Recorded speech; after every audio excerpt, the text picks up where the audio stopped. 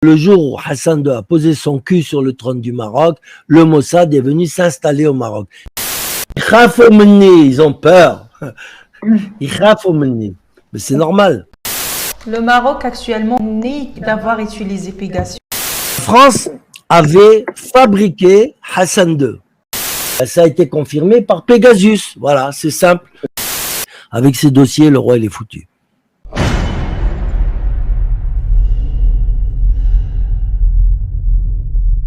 السلام مرحبا بكم، نتمنى تكونوا بخير وعلى خير وما ناقصكم خير. اليوم ان شاء الله في هذا الحوار النووي الذي قد يقلب موازين عدد كبير من المغاربه. حواري اليوم مع ضيف خاص، حواري اليوم مع السيد جيغار فوغي الذي ولأول مرة غادي يقبل يدير حوار على قناة مغربية. جيرار فوري اللي قضت أكثر من 18 سنة في السجن. جيغار فوغي اللي كان في السابق تاجر دولي للمخدرات خصوصا الكوكايين. جيغار فوغي اللي كان الأب ديالو الطبيب الخاص للملك محمد الخامس واللي تزاد وعاش فترة كبيرة داخل القصر الملكي أو في المغرب. جيغار فوغي اللي خرج 3 ديال الكتب واللي تكلم فيهم على أسرار خطيرة وفتح العديد ما يسمى بالنجوم سياسيين دوليين وكذلك عدة أسرار من القصر الملكي. في هذا الحوار القنبلة واللي غنتكلموا خصوصا على كتابه الأخير واللي فضح عدة خبايا للأسرة العلوية داخل القصر الملكي. استعدوا لأن هادشي اللي غادي تسمعوه لأول مرة على قناة مغربية ويقدر يصدم العديد من المغاربة. لايك بارتاج لهذا الفيديو ديال الحوار القنبلة مع السيد جيغار فوغي ونتلاقاو من ورا الجينيريك.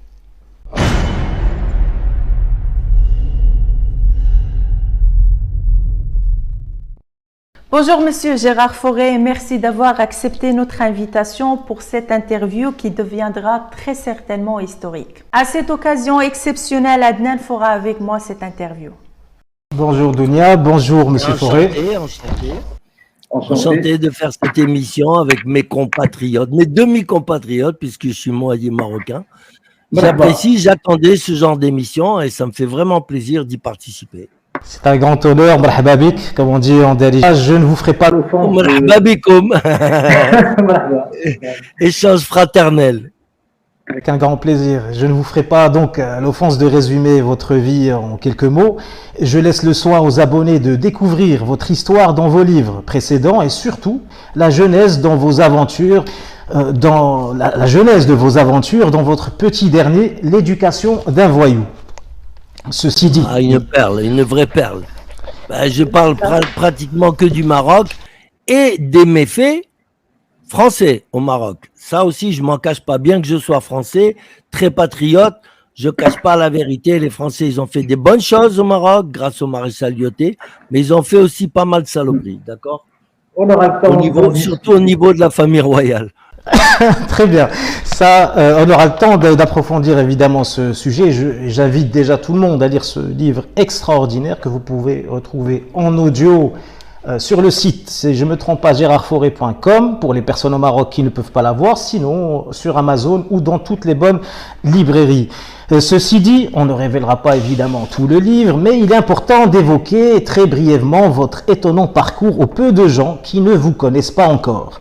Né dans la ville de Fès, sous le protectorat de pères français et de mères berbères, vous êtes passé de figure incontournable du trafic international de drogue à celui de star de la littérature.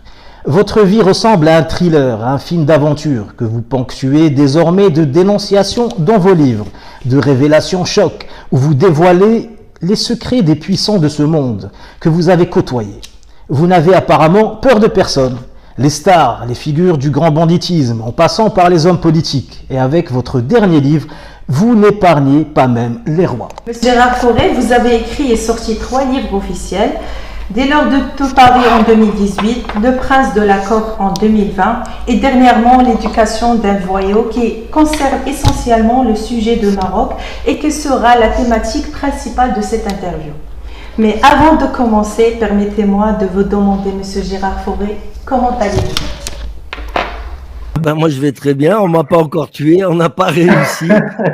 Il y a eu quelques tentatives, je l'avoue. Voilà, moi, je pense que bon, une des tentatives, ça me vient du Maroc, certainement, puisque moi, j'étais dans un endroit où c'est un val, et donc il y a un écho formidable. J'entends les gens parler à 2 kilomètres. Et mes chiens, ils les entendent aussi à 2 kilomètres. Donc, entre mes chiens et mes oreilles, j'ai réussi à me rendre compte que il y avait 2 mecs qui venaient pour me tuer là-bas dans ma ferme. Ils n'ont pas réussi. Ils ont cru que bon, l'entrée était facile, mais la sortie est un peu plus difficile quand même. Ils ont terminé. Bon, il y en a un qui a terminé à l'hôpital. Il est pas mort, mais bon. Et bon, on sait que c'est des Marocains et qui vivent pas en France, donc voilà. Vous êtes moitié marocain berbère. Savez-vous parler marocain? Ah, parfaitement. العربية bien sûr. تنهضر العربية بحالك. Pas comme le roi, mais بحالك. L'arabe ديالنا, l'arabe dialectal, l'arabe تاع الزنقة, comme on dit. Mais je parle aussi un petit peu chleh. Un peu. Là, je me mets au berbère parce que moi, je suis pour la résurgence de l'identité berbère au Maroc. Je pense que les Berbères, ils ont suffisamment dormi jusqu'à présent. Maintenant, il faut qu'ils se réveillent. Le Maroc, il est berbère, point barre, tout comme l'Algérie, tout comme la Tunisie. Nous sommes des Berbères et nous sommes les propriétaires de ces 3 pays. Faut pas, même la Libye est berbère. Et même jusqu'au Mali, les Touaregs et tout, ce sont des Berbères originaires de l'Europe. Ce ne sont pas des Sémites, ce sont des Hamites. Les Arabes sont venus en 630, mais jusque-là, les Berbères vivaient en assez bonne intelligence entre eux, assez bonne, hein, parce que il y a quand même eu, par exemple, en Algérie, des guerres entre les Chaouis, les Kabyles et tout.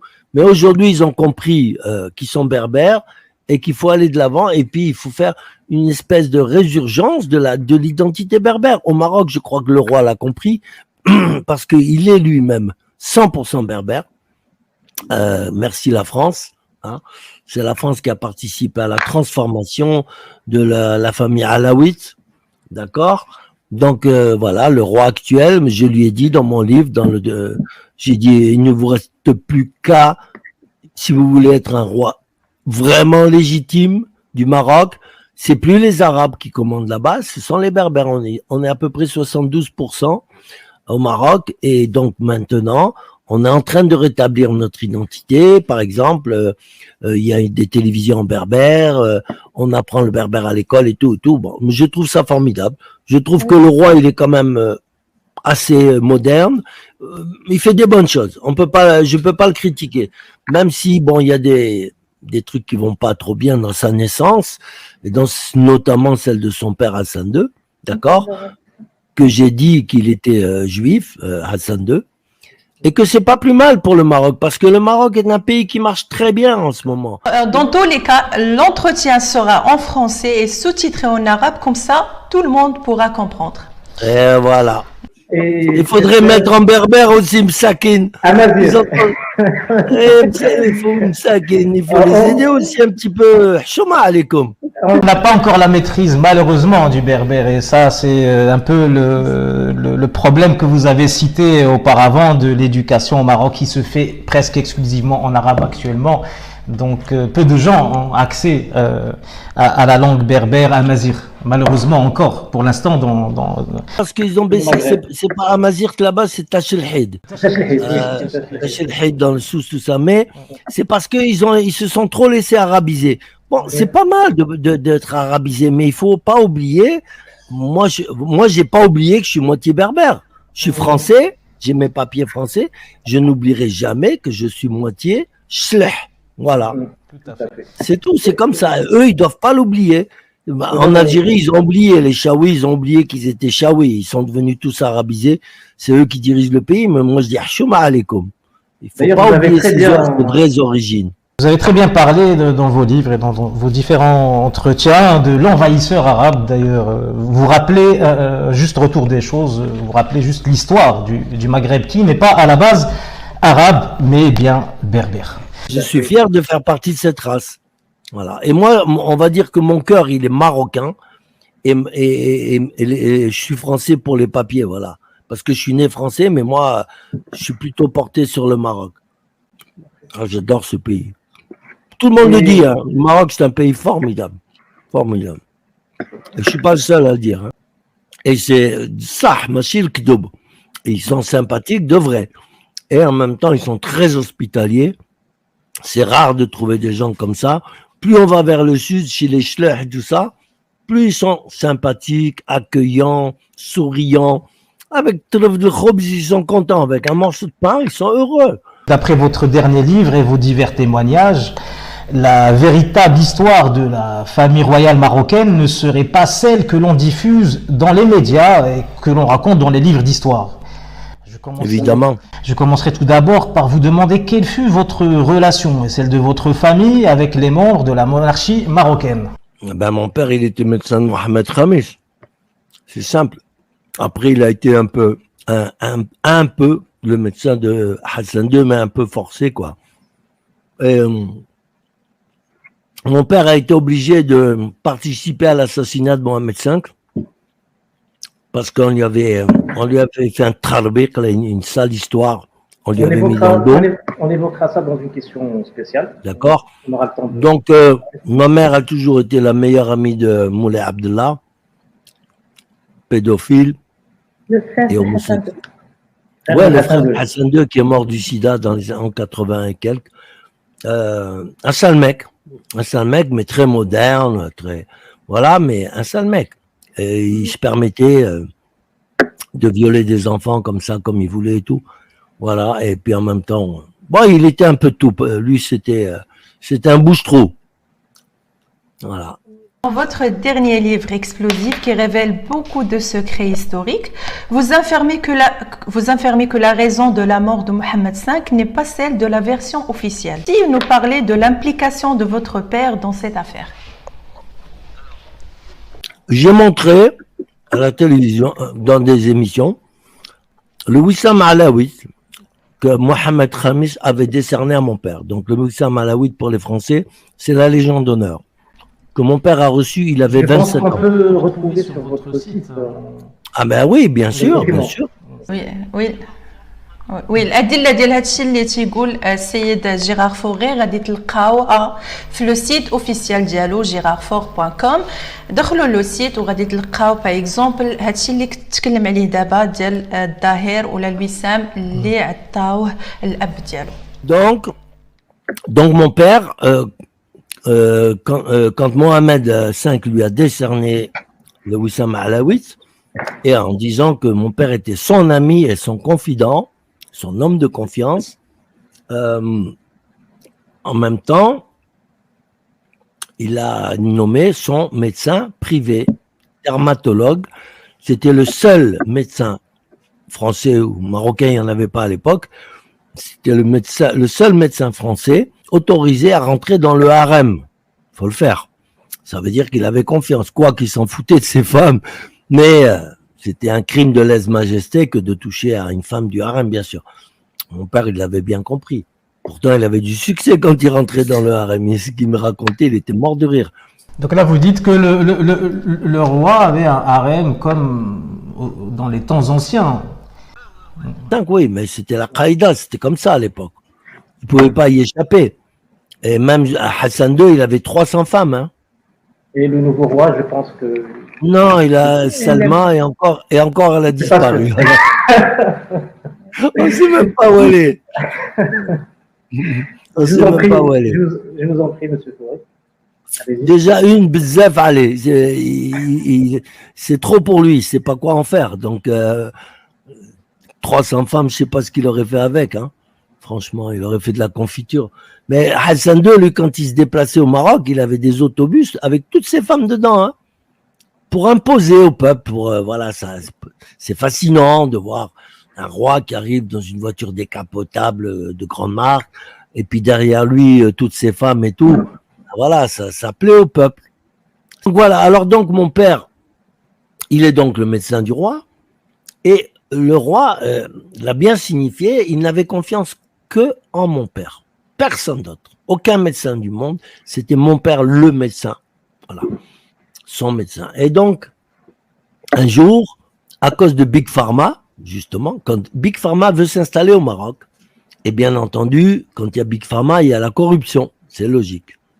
Voilà, ils achètent tout le monde. Sauf que Mohamed V, Allah yarhamou, comme on dit, il n'était pas corruptible. C'était vraiment un bon roi. Mohamed V, c'était un bon roi. Sauf, il avait un grave défaut. C'est qu'il était anti-français au maximum.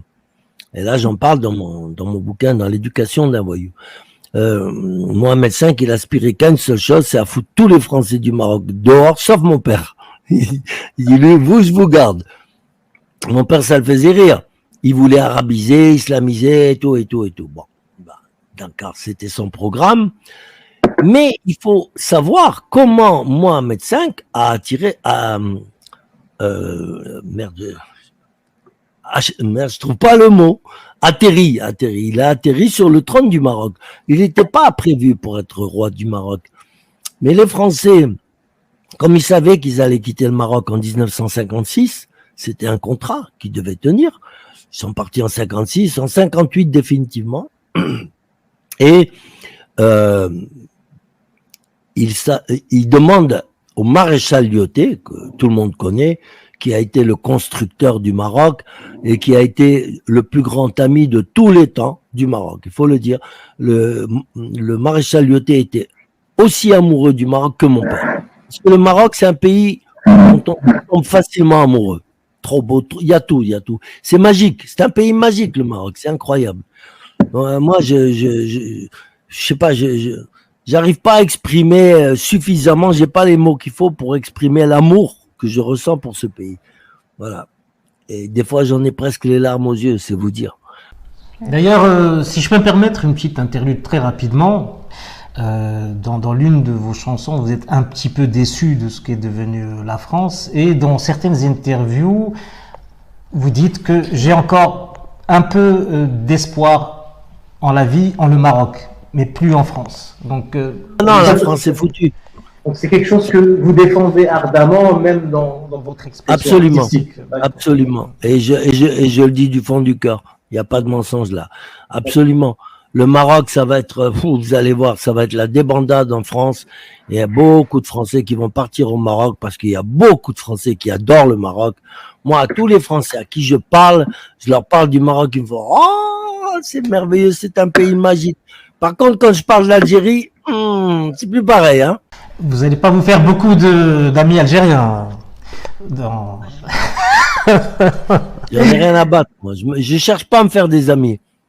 D'accord? Maintenant, les Algériens, franchement, j'ai beaucoup d'amis algériens. Pour moi, c'est des vrais bonhommes. Ah ouais, c'est des vrais bonhommes.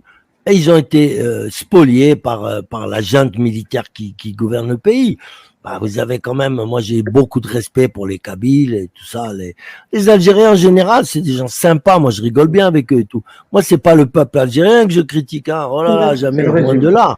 Je peux pas me permettre de critiquer 45 millions d'habitants comme ça, non. Mais je peux dire que la politique algérienne me déplaît, c'est tout. Voilà, c'est pas ce qu'il faudrait pour un pays pareil. Il pourrait être numéro 7 ou 8 dans le monde entier avec le pétrole et le gaz, les richesses qu'ils ont. Et c'est malheureux. Ça fait 60 ans qu'ils ont l'indépendance, il y a rien, il se passe rien.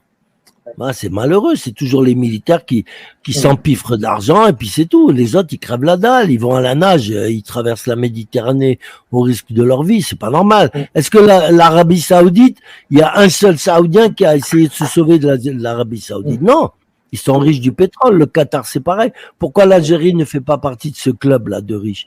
Pourquoi? Revenons à nos moutons, j'allais dire, nos moutons marocains, Mohamed V. Big Pharma vient s'installer au Maroc. Jusque-là, mon père, il était bien avec l'Institut Pasteur, tout se passait très bien, correctement. Et voilà que Big Pharma arrive et il demande à Mohamed V de se laisser corrompre. Quoi. Mohamed V, il refuse catégoriquement. Et de là, on décide, d'ailleurs c'était décidé avant Big Pharma, de mettre Hassan II, ça c'est la France qui avait décidé, parce que Hassan II était l'ami de la France. Il est français, toute la famille royale est française, ils ont tous le passeport français, hein, les cousins, les petits, les chats, les grands, tout le monde a le passeport français pour le cas où, on ne sait jamais. Et donc, mon père, Hassan II, prince héritier à l'époque, il vient tapé à la porte de mon père vers 3 heures du matin. Et moi, comme j'étais un genoun, je me réveille, j'écoute, j'avais les oreilles partout, j'espionne et tout. J'espionnais toute la scène. Il y avait le docteur Farage, qui était ministre de la Santé à l'époque, qui était le meilleur ami de mon père, de toujours. Il a fait ses études avec mon père en France. Il était là avec Hassan II et une grosse mallette. Alors la mallette, bourrée de fric, est-ce qu'elle venait de Big Pharma? Je pense. Oui, je pense que c'était ça. Ils ont voulu acheter mon père. Mon père, il a jeté la mallette d'argent au visage de Hassan II. Il a dit, foutez-moi le camp d'ici et tout, au prince héritier. Et donc le prince héritier lui dit, ah vous êtes, parce qu'ils lui ont dit, ils voulaient l'acheter pour que mon père pousse Mohamed V à aller se faire opérer des fosses nasales. Bon, je sais pas s'il prenait de la cocaïne, mais bon, les fosses nasales c'est pas gravissime, hein. On n'en meurt pas, c'est pas un cancer. Et donc Mohamed V, il refuse et il dit non, moi si le docteur Fauré me dit d'y aller, j'y vais, mais sinon j'y vais pas. Ils avaient préparé déjà les couteaux et les mitraillettes, façon de parler. Ils avaient préparé tous les moyens pour tuer Mohamed V à l'hôpital. Mais ils voulaient que mon père soit là pour signer aussi le certificat de mort naturelle. Mon père était le seul médecin à l'époque qui était expert près les tribunaux, d'accord, expert de la santé près les tribunaux. Donc c'est lui qui signait les certificats de mort et tout autour à Casablanca et tout. Donc, ils avaient absolument besoin de mon père déjà pour envoyer Mohamed V à la guillotine et ensuite pour signer le certificat naturel de mort. Bon, tout le monde avait confiance et mon père était l'homme le plus respecté du Maroc. D'ailleurs, on l'appelait le médecin, S-A-I-N-T à la fin. C'est vous dire. Et à sa mort, il y a eu plus de 1000 personnes derrière son cercueil, à Tanger au Maroc. Il est enterré au Maroc, mon père. Il a refusé de venir se faire enterrer en France. Non, il a dit, moi, c'est plus mon pays, la France, c'est le Maroc. Et c'est tout, il a choisi ce pays, il a fait toute sa vie au Maroc. Il a fait beaucoup pour le Maroc, puisqu'il a fait construire des tas d'hôpitaux, de dispensaires, de centres antituberculeux. Pratiquement tous les hôpitaux, les vieux hôpitaux du Maroc actuellement, c'est mon père qui les a fait construire et qui les a mis en marche. Bon, revenons à nos moutons, comme vous dites, surtout que c'est la fête du mouton en ce moment, alors on est occupé, hein. Mais ça, c'est pas pour les égorger, hein. Quoique, on va les égorger médiatiquement quand même, nos petits moutons, là, les petits Hassan II et compagnie. Ça, c'est à vous l'honneur de parler, de dire votre histoire, votre témoignage. Ceux qui s'intéressent au Maroc, moi je leur conseille d'aller sur mon site officiel. Puis il y a l'islam aussi, tous mes poèmes en musique. Je suis pas seulement un narrateur ou un conteur, comme on dit, mais aussi j'ai fait de très très beaux poèmes qui sont dans l'air du temps, hein, vraiment dans l'air du temps là. Hein. Parce que par exemple, il y en a un, il s'appelle Ni Dieu ni Maître. Voilà, ça veut dire ce que ça veut dire en France, ni Dieu ni Maître. On en a marre du maître là, on en a marre. On reviendra sur ce sujet, sur le thème, sur la thématique artistique en fin d'interview. Donc je disais, alors Hassan II, bien entendu, il est vexé. Et mon père, il dit au docteur Farage, qui était il dit, écoute Farage, jusqu'à présent c'était moi ton chef, maintenant c'est toi mon chef. Il dit, mais moi j'ai ma valise toute prête. Si vous commencez à me faire chier avec votre politique, moi je prends ma valise, je quitte le Maroc, je rentre en France. Non, Farage il dit, mais fais pas ça, t'es marocain, t'es chez nous, t'es là, t'inquiète pas. Non, il lui dit, ça va pas avec Hassan II là, j'aime pas ce qu'il fait. Donc, Hassan II, il lui dit, ah bon, bah d'accord. Qu'est-ce qu'il fait? Il achète une société maritime avec 2 bateaux pourris et il veut envoyer des gens à la Mecque, des musulmans à la Mecque sur ces bateaux qui sont pourris. Il les soumet à l'analyse de mon père. Mon père, il dit, oh, ces bateaux, on peut pas mettre plus de 1500 personnes dedans. Et encore, il faut mettre ces bateaux aux normes avant d'aller à la Mecque. Bon. Alors, bien entendu, Hassan II, il avait préparé un piège. Il lui dit, d'accord, bon, il signe pour 1500 personnes. Mais il en met 2500 et en plus, il met des malades dans le bateau, Hassan II. Ce qui fait que pendant la traversée, il y a eu de graves épidémies sur les deux bateaux. Il y a eu beaucoup de morts. Et on a mis ça sur le dos de mon père. Et Hassan II, il a été voir mon père. Il lui a dit, bon, maintenant, vous êtes mis en examen. Voilà. Vous êtes coupable de la mort de ta. Mon père a dit, mais moi, j'ai jamais signé pour 2500. Ils ont falsifié la signature et tout. Il dit, ben si, vous avez signé, voilà. Et voilà. Mon père, il a compris qu'il était tombé dans un piège et que là, il allait falloir discuter. Il lui a dit à mon père, Hassan II, il lui a dit, écoute, là, tu vas passer devant un tribunal populaire, on va voir que tu es français, on va dire que tu es un nostalgique du Maroc, avant de partir, tu as voulu faire des tiennes, tu as voulu tuer, faire, voilà. Et les Marocains, les bourricots, là, au tribunal, ils vont t'attendre à la sortie, ils vont te lyncher, ta famille, elle va te lyncher et tout. Mon père, il a compris que oui, il était en danger. Et donc, il a accepté de pousser Mohamed V, qui ne savait rien de tout ça. Il a accepté de pousser Mohamed V à aller à l'hôpital se faire opérer. Et là, on a appuyé sur le tube d'oxygène. Il est mort asphyxié. Mon père a été obligé de signer le certificat de mort naturelle. D'accord? Mais après, comme Hassan II a pris le pouvoir, il s'est laissé corrompre par Big Pharma et tout. Mon père, il a vu que ça partait en sucette, il a dit, bon, moi, je reste plus dans ce pays, c'est fini. C'est plus le Maroc que j'ai connu et tout et tout. Donc, il fait sa valise, il dit, allez, les enfants, on part en France. Ah, moi, je voulais pas, j'étais trop bien au Maroc. Et non, on part en France. Eh ben, non. Quand mon père arrive à la douane, à Casablanca, où d'habitude, tous les gens étaient, comment dirais-je, à genoux devant lui, les douaniers, les flics, bonjour docteur, baba. Là, ça change. Ça change, douanier désagréable, flic désagréable. Mon père, il leur dit, qu'est-ce qui vous prend? Et il dit, on a les ordres de Hassan II. Voilà, donc on a tout compris. Ils nous prennent tous en otage, sauf mon père, puisqu'il avait un passeport diplomatique de l'OMS. Nous, on est pris en otage, moi, ma mère, mes frères. Mon père, il rentre en France, et il va voir De Gaulle, il lui dit, voilà, moi j'ai quitté, voilà, parce que voilà ce qui se passe et tout. De Gaulle, il dit, vous inquiétez pas, j'en parlais avec Hassan II et tout.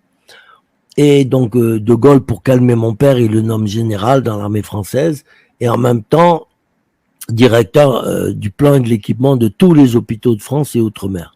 La question essentielle, si vous permettez, c'est qui a commandité le meurtre que vous dites, meurtre d'après vous, de Mohamed V? Moi, c'est les Français. D'après moi, c'est la France. La France avait fabriqué Hassan II. D'accord? L'implication de votre père dans cette affaire. Oui.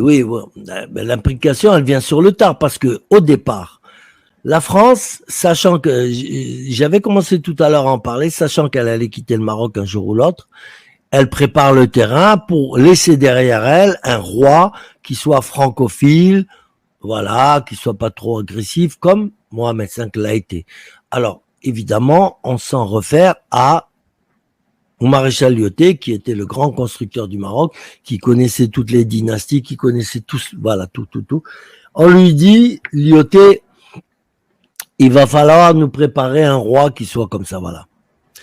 Et Lyautey, c'était un homme soi-disant intègre, mais pour sa quéquette, il n'était pas très intègre. C'est-à-dire qu'il a trahi la France pour sa quéquette, on va dire. Hein, parce qu'il était Atta, il était pédé. D'accord? Maréchal Lyautey était vraiment une vraie folle. Un vrai homosexuel, mais très courageux. Mais même au niveau du courage, le maréchal Pétain, quand il était encore en bonne grâce, a dit du maréchal Lyautey, Lyautey, c'est un homme qui a des couilles au cul, mais ce n'est jamais les siennes. D'accord?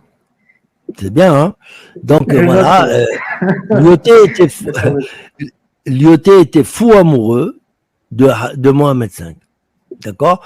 Mon père me disait, quand Lyautey était là-bas, il était sous ses ordres, il me disait que Lyautey, il prenait Mohamed V quand il avait 15 ans, et il le faisait sauter sur ses genoux, et puis il bandait comme un fou et tout ça, il était fou amoureux de Mohamed V. Après, je sais pas s'il a couché avec lui, mais je sais qu'il y avait un amour entre eux, peut-être un amour platonique, mais immense. Parce que à sa mort, le roi du Maroc est allé quand même s'agenouiller sur sa tombe, et paraît-il, il aurait fait venir un an plus tard le cercueil de Lyautey au Maroc pour l'enterrer, paraît-il aussi, dans le caveau familial. Je ne sais pas si c'est vrai, mais c'est ce que j'ai entendu dire. Bon, après, voilà. Donc, Mohamed V monte sur le trône et on sait très bien ce qui s'est passé.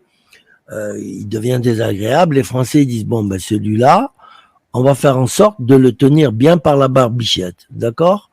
Et comment? Eh ben, en s'occupant déjà de son mariage.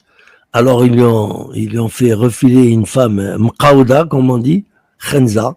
C'était une femme, bon, elle était descendante d'esclaves, elle était vraiment pas belle, et en même temps, elle était juive. Parce que vous savez, au Maroc, chez les Berbères, il y avait beaucoup de juifs. Donc, voilà la femme que le roi des Berbères propose au roi du Maroc arabe. Parce qu'on sait très bien que la qaïda à l'époque, d'accord, la loi à l'époque, c'était que dans la constitution, c'était que le roi devait toujours être arabe et la reine toujours berbère pour faire un bon équilibre. Mais moi, je dis que l'équilibre, on aurait dû le faire à l'envers, d'accord, puisque les berbères sont les propriétaires du Maroc. Donc, je dis que, mais ça a été rétabli puisque aujourd'hui, Mohamed VI, il est berbère à 100%, je le dis, le redis, voilà. Et il devrait le dire à son peuple, mais il n'a pas les couilles, il n'a pas le courage. Donc, voilà, et ils disent, ils approchent, ça c'était pas mon père, mais c'était le supérieur de mon père, qui va voir le Glaoué el Pacha, qui était très, très ami avec les Français, qui lui dit, voilà, normalement tu dois donner à un roi sa femme, parmi les berbères, que tu vas trier parmi les berbères. Alors on va te demander de lui trouver la plus mqaouda qui existe, la plus pourrie. Voilà, il peut pas refuser. Et donc il lui emmène un boudin de chez Boudin, un gros thon, et juif et tout, voilà. C'est pour ça que Hassan II, il avait la même tête que Glaoui, et puis il était noir en presse. On voyait bien qu'il était d'origine noire. Les circonstances de la mort de Mohamed V. Donc c'est la France qui a commandité, d'après vous, le meurtre de Mohamed V. Et oui, pour mettre Hassan II sur le trône, parce que voilà, c'est ça. Hassan II était un petit Français, on va dire. Vous avez affirmé que votre père a signé après son décès, comme quoi c'était un décès naturel. Mort naturelle, c'est mon père qui a signé. Voilà. Il a signé mort naturelle, voilà. Et comme mon père était un homme de bonne foi, on l'a cru, mais là il est obligé. Mais je dis que Hassan II était le Frankenstein, voilà, des Français. Donc Hassan II, c'est lui qui a tué Mohamed V. D'après vous, bien sûr. Ben, évidemment, évidemment. Mais indirectement, Hassan II était la main de la France. Il y avait déjà des médecins tout près. Il y avait un médecin suisse qui était tout prêt à guillotiner Mohamed V. Il était foutu. Il était foutu. Parce que la France l'a décidé, c'est tout. Moi, j'accuse mon pays d'avoir fait ça. Voilà, point barre. Et c'est la vérité. C'est pas des histoires à la con, c'est véridique. Mon père, il était là et d'ailleurs, on l'a assassiné parce que quand il a voulu parler, en 76, il a voulu dénoncer tout ça, il en avait marre, il se sentait vieillir, il s'est dit, moi, avant de mourir, je vais dénoncer toute cette bande de crapules. Eh ben, on a obligé ma mère à l'empoisonner. Il est mort. Et on revient justement à ce que vous avez commencé à développer par rapport à Mohamed V et Hassan II. Donc, vous affirmez donc que Mohamed V n'est pas le père biologique de Hassan II, père du roi actuel, Mohamed VI. Non, parce que si cela se confirme, ça pourrait bouleverser, on va dire, la croyance de millions de Marocains, de gens. Maroc, ça bouleverse en ce moment au Maroc. Attends ce qu'on m'a dit. Hein. Je suis en contact avec un Marocain de très haute qualité. J'ai parlé 4 heures avec lui l'autre soir. Il m'a dit, Gérard, les conversations dans tous les salons du Maroc, c'est sur mon livre et sur moi. Donc voilà. Donc non, mais parce que c'est pas normal ce qui s'est passé. Est-ce que vous pouvez affirmer très clairement que vous confirmez, vous affirmez que Mohamed V n'est pas le père biologique de Hassan II, père du roi actuel Mohamed VI. Je l'affirme, bien sûr. Bien sûr. D'abord, Mohamed V, il avait pas envie de consommer avec cette femme, hein, pour commencer. Donc, qu'est-ce qui s'est passé? Comme il fallait quand même un héritier du trône et tout, le roi, il est obligé de faire un enfant. Mais non, c'est les Français qui ont fait faire cet enfant dans le dos de Mohamed V. C'est-à-dire que, à l'époque, l'hôpital principal du Maroc, c'était à Marrakech, et il y avait le docteur Higuet, qui a été le supérieur de mon père, qui a demandé à Mohamed V de contrôler sa femme avant consommation. D'accord? Donc le roi Mohamed V lui a dit prenez-la, gardez-la, diha, dir li tahab ma'aha, et tout ça. Voilà, fais ce que tu veux avec elle, donne-la à manger au poisson si tu veux. Façon de dire j'en veux pas, m'qawda, elle était pourrie. Et donc il la donne et elle va à l'hôpital de Marrakech, et là, c'est là que le Glaoui El Pacha, le roi des Berbères de Marrakech, vient l'ensemencer. D'accord? Il monte dessus et c'est là que Hassan II est né. Donc vous affirmez Mohamed V, il n'a rien à voir là-dedans, il n'a rien à voir dans la procréation. Et quand il a vu qu'elle commençait à devenir un peu hubla, un peu grosse, Mohamed V, et là il a dit à mon père, il a dit mais qu'est-ce que c'est, qu'est-ce qu'elle a, elle est malade, qu'est-ce qui se passe? Ah, mon père il a dit voilà, l'histoire c'est que voilà, vous êtes punis et c'est pas votre enfant et tout. Hassan II, c'est la propriété de la France, c'est la France qui va en faire un petit Français, quoi. Il a fait toutes ses études en français, tout. Et voilà, c'est l'objet de la France, voilà. Et c'est pour ça que Hassan II était grand ami de la France, et c'est pas plus mal. Il a toujours privilégié les intérêts français au Maroc, la langue française, la culture. Sinon, s'il n'y avait pas eu Hassan II, je crois qu'au Maroc, on parlerait peut-être plus le chinois que le français. Hein. Ah ouais. Une autre question, Monsieur Gérard Fauré. Que pourriez-vous nous dire sur votre relation avec la famille Oufkir et l'implication de Général Oufkir dans la mort de Ben Barka? Ah, la mort de Ben Barka, ça me dépasse un peu. Je sais il est venu à Paris avec l'aide de la police française, comme toujours. Toujours la France est mêlée dans ces saloperies. Tuer Ben Barka, qui était quand même l'ancien professeur de mathématiques du roi Hassan II, elle était derrière tout ça. Et je vais vous dire pourquoi. Moi, si j'ai pris de la cocaïne, c'est à cause de Madame Oufkir. C'est elle qui m'a fait connaître la cocaïne. Et cette cocaïne, elle la recevait du SDEC, d'accord? La DGSI de l'époque, le SDEC. D'accord? C'est les services de contre-espionnage français et tout ça.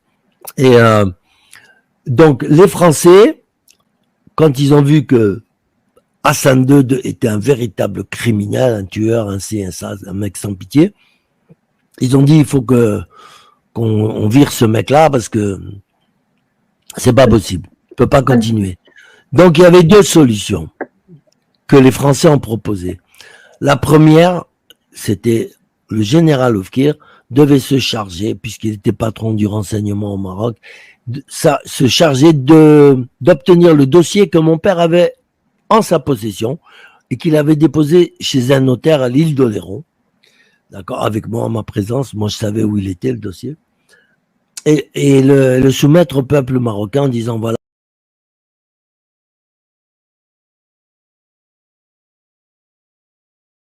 Hassan II, il est juif, il est pas, c'est plus un alaouite. Si on veut le fleuve de la dynastie alaouite, il s'est arrêté à Mohamed V. C'est ça. C'est comme ça. Commence une autre dynastie. On ne sait pas comment on va l'appeler. On va l'appeler la dynastie El Pacha. Glaoui El Pacha. Moi, j'aurais voulu qu'il prenne le pouvoir. Hein. J'étais pas contre. Hein. C'est le pouvoir berbère au Maroc. C'était mon rêve.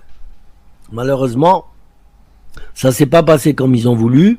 Moi, quand elle m'a parlé des dossiers, à un moment, quand elle m'a surpris en train de l'espionner dans sa villa à Marbella, avec les 3 Français du SDEC, elle m'a dit, bon Gérard, maintenant on va t'expliquer ce qui se passe et tout. Parce que les mecs du SDEC lui emmenaient de la cocaïne, d'accord, à chaque fois. Ils lui emmenaient 100 grammes ou 300 grammes, je sais plus, il y avait un gros paquet.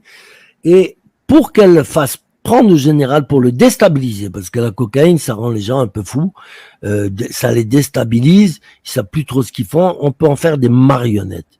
Franchement, on peut en faire des marionnettes. Et c'est ce que Madame Oufkir a fait avec son mari. Elle en a fait une marionnette prêt à tout. Et le prêt à tout, c'était de lui dire, maintenant, tu vas tuer le roi, on n'en veut plus. Et il était prêt à ça. Il attendait le moment propice. Or, mais il était pas con, et puis c'était les Français derrière qui lui dit d'abord essaye d'avoir les dossiers. Avec ces dossiers, le roi il est foutu. Alors, donc, il essaye, il me met sa femme entre les pattes. Et je raconte les histoires que j'ai eues. Quand il a su, Oufkir, qu'il pouvait pas obtenir de mon père les dossiers, que c'était impossible, eh ben, il a voulu me prendre en otage, d'accord, et dire à mon père, maintenant je tiens ton fils en otage, si tu me donnes pas les dossiers, je lui coupe les couilles et la tête en même temps, les deux. Les deux têtes qu'on a, les deux cerveaux, parce qu'on sait bien que les hommes, ils ont le cerveau un peu en bas aussi, pour la plupart. C'est malheureux, mais c'est comme ça. Parce que vous étiez avec sa femme. Oui, oui. Ah ben, moi, je me suis régalé avec elle. En plus, elle m'a fait découvrir la cocaïne. D'accord. Et la bonne, hein. Donc, je me suis un peu accroché à ça. C'était bien, voilà. Mais c'était une femme formidable. Allah yarhamouha, comme on dit, que Dieu s'occupe d'elle. C'était une femme très bien. Moi, son plan de devenir, normalement, Oufkir devait devenir comment on dit ça? Le gérant, le gérant du Maroc à la mort de Hassan II. Parce que Mohamed VI était trop petit pour prendre le pouvoir. Donc, comment on dit ça, merde, le gérant, je sais plus. Bon, c'est pas grave. Et le régent, voilà, le régent. Il devait devenir le régent et faire du Maroc un pays berbère, ce qui est normal. C'est revenir à la vérité, quoi. Ce qui est normal. Mais bon, ça n'a pas marché et parce que mon père a refusé de donner les dossiers. Donc, Oufkir, il essaye de me choper en flagrant délit d'adultère avec sa femme. Mais lui, il était d'accord avec elle. J'ai fini par le savoir. Tout était coup monté parce qu'elle-même, elle m'a monté un coup à Rabat. Je suis passé à travers grâce à ma marraine qui était la sœur du roi Mohamed V, Lala Kenza. J'allais dans son palais. Quand j'allais à Rabat, j'allais à Salé en face, d'accord. Et Oufkir, il m'attendait à Rabat avec l'armée, la gendarmerie, tout le monde était là.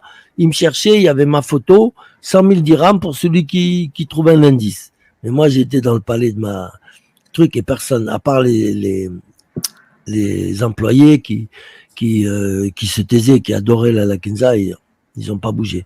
Mais je me suis caché là-bas pendant à peu près 10-15 jours. Et jusqu'au jour où Lala Kenza, elle m'a dit, viens, je te fais sortir du Maroc. Elle m'a fait rentrer dans le coffre de sa Rolls-Royce qu'elle avait préparé, hein, pour l'air, pour le confort et tout.